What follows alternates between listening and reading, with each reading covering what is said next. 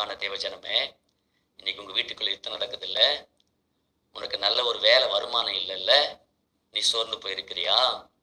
உங்க வீட்டுக்குள்ள உபவாச ஜெபத்தை ஒருமுகப்படுத்துங்க. கணவன் மனைவி பார்த்து சொல்லுங்க, அம்மா நம்ம உபவாசம் இருக்கலாம். மனைவி புருஷனை பார்த்து சொல்லுங்க, அப்பா நம்ம உபவாசம் இருக்கலாம். பிள்ளைங்க பெற்றோரை பார்த்து சொல்லுங்க, நம்ம உபவாசம் இருக்கலாம்.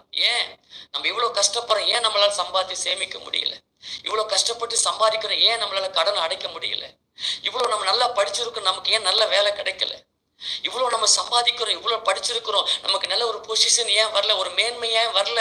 நம்ம உபவாசத்தை கூறுவோம்.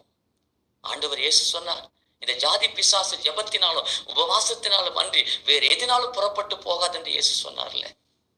இன்னைக்கு உபவாச ஜெபத்தை வாரத்துல ஒரு நாளாவது குடும்பமா உபவாசம் இருங்க. குடும்பமா இருக்க முடியலையா? வாரத்துல ஒரு நாள் நீங்கள் கணவனா இருக்கிற நீங்க தனித்து ஜெபிங்க.